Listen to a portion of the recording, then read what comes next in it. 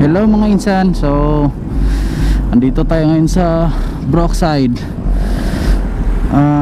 Welcome back sa aking page. Speed shift nga pala. So dito tayo ngayon sa may Brookside. Pauwi na tayo. Diretso tayo ng Fami, Laguna. Kasi andun yung mag-ina ko. Uy, bago yung motor ni insan ko. Fresh from the casa. May mga plastic pa. Yun o. So ayun na nga mga insan, may share sana ako sa inyo. Nagpagas kasi ako. Hindi, paano ko ba umpisahan? So ayun na nga, nagpagas ako. Binayad ko sa gas is 1K 1,000. So nung inabutan ako ng sukle, pang 500 lang yung sukle. Kaya sabi ko sa nag-assist sa akin na, sir, 500 lang sir, 1,000 yung pera ko. Tapos sabi niya 1,000 ba? So tinanong niya sa cashier. Sabi doon ng cashier is 500 lang daw talaga ang pera ko padaan. Pero ako kasi mga insan, kagabi kasi bago ako matulog, nag-withdraw ako ng 2,000 sa pera ng tita ko. Kasi nga parang pan-deliver bayad sa sa Shopee. Kaso lang hindi naman na i-deliver, kaya yung 2K niya buo pa rin nandito sa akin. Tapos ang pera ko na lang talaga sa wallet ko is nasa mga around 270. Dalawang tagwa 100. Gabi, nainis talaga ako maisip. Pero so yun na nga, dalawang tagwa 100 50 tsaka barya. So ang tito ko nanghingi sa akin ng pambili ng, kasi kinikwento ko to detalye talaga, kasi para malaman nyo kung gaano ko na-monitor yung pera ko. So hingi siya sa akin ng pambili ng atay para sa aso niya. Ngayon ang kilo ng atay is 220. So sa 270 ko may 50 na lang ako. So sa 50 na yon, binili ko pa ng tinapay. Nagkape muna ako bago ako umalis. So yun lang, wala na. So ibig sabihin wala na yung pera kong 270 mga insan. Pero may buo pa akong pera sa wallet ko. 2K nga, yun na nga yung sa tita ko, pampayad sana sa Shopee. Ngayon di kaya, nagpagas ako. Ang sabi sa akin ng hindi pala, bali pala may 3,500 din pala akong pera sa wallet ko, kasi pabigay yun, hindi yun akin. Kaya nakabukod siya 3,500, tatlong tagwa 1,500 tas isang 500. Nakabukod siya, tas nakatupi lang siya, kasi pabigay lang yun sa akin ng padala dun sa mama niya. Ngayon nung paggas ako, sure talaga ako na 1,000 yung binigay ko, kasi wala namang ibang pera eh. Ang sabi doon ng cashier 500 lang daw talaga yung pera ko na inabot. Sabi niya, sir, kung 1,000 yun sir, wala namang 1,000 dito sa sir, lang to sir, 500 lang talaga. Jadi sabi ko, ma'am, wala po kasi talaga akong ibang pera, yun lang.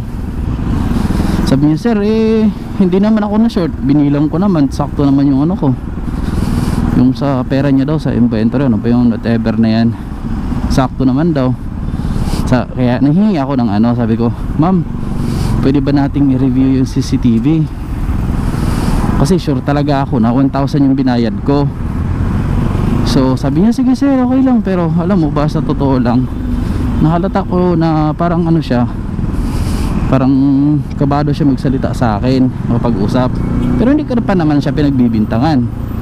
Pero sure ako sa sarili kong 1,000 talaga binigay ko. Tapos ayun na nga, sabi niya, pwede naman sir, pero ako lang titingin doon sa taas. Sir, bawal kasi tao eh. Napaisip ko, ikaw lang titingin, eh anong sense? Pa-review pa tayo kung ikaw lang din titingin, hindi ako titingin, di ba? So ayun, sabi niya, ako lang titingin sir kasi bawal talaga sa taas, walang tao, ganito ganyan. Sabi ko, ma'am, hindi naman po pwede yung ganun. Kasi nagpa-review nga ako sa'yo para makita ko din eh, makita natin parehas. Sabi niya, sige sir, kausapin ko na lang yung ano, siguro yun yung may-ari nung ano, gas station, ando naman. Ayaw magbanggit ng gas station kasi walang nangyari sa pa-review namin. Alam bakit? Sobrang labo ng ano nila, ng kuha ng camera nila, mga insan. Wait lang, may ambulance sa ating likod, mga insan.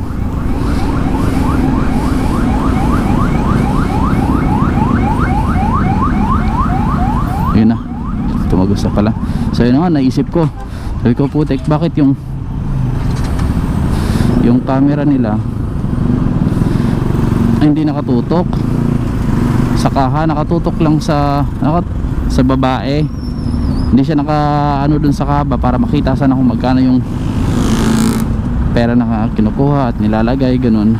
Hindi, dun lang nakatutok sa babae. So to be honest with you, ayokong magbintang, pero naisip ko na lang, baka mas kailangan nila yun. Diyos ko naman. Pero tama talaga ako sa ano ko, na 1,000 talaga binigay ko. Bukod sa tiningnan ko ang pera ko bago ko binigay sa kanya, wala akong ibang pera. 2K lang talaga yun, na sa tita ko pa nga yun eh, pambayad ng shopping niya. Pinakita naman sa akin ng mayroon yung kuha ng mga CCTV, yun nga lang sobrang labo, walang kakwenta-kwenta. Dapat din na sila naglagay ng CCTV. Ayoko magbanggit ng gas station, pero may mga ganun talaga. Okay naman yung may-ari, mabait naman. Sama dahil sa nangyari, isipin mo na lang mga insan na baka mas kailangan nila yon. Sige na lang, 500 kano, kikitain naman natin ulit yan. Kalahating oras ko lang yan insan eh. Joke lang.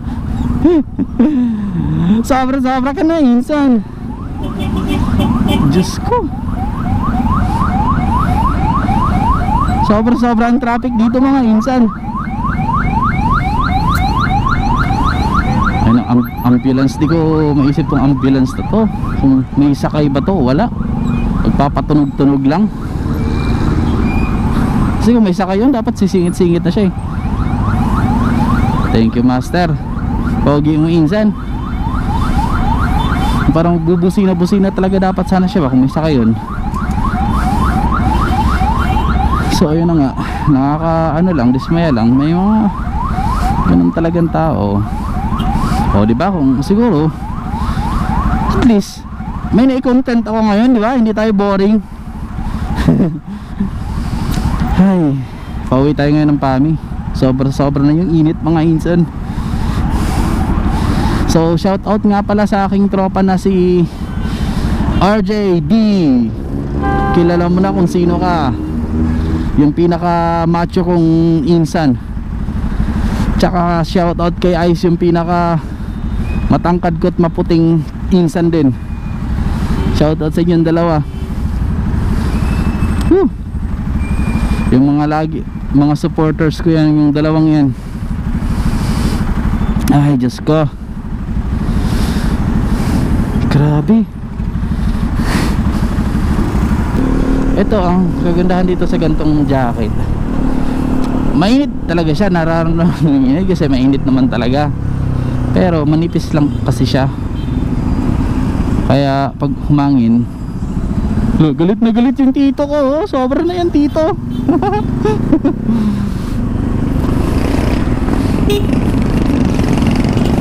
Di alam na ni Insan kung saan siya maliliko eh. Kaya naman o kanan, dapat lumipad ka na lang pag di mo alam. Di mo alam kung saan ka liliko, lumipad ka. Ops, may tatawid.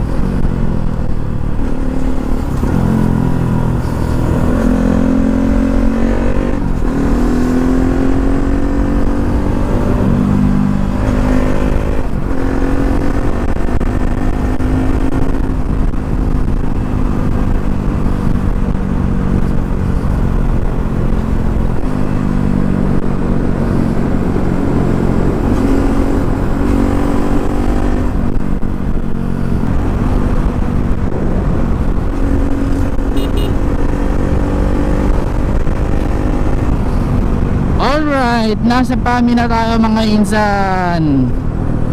So dapat dito lang ako eh. Hindi na ako pumunta sa kabila eh. Alright, dito na tayo sa PAMI.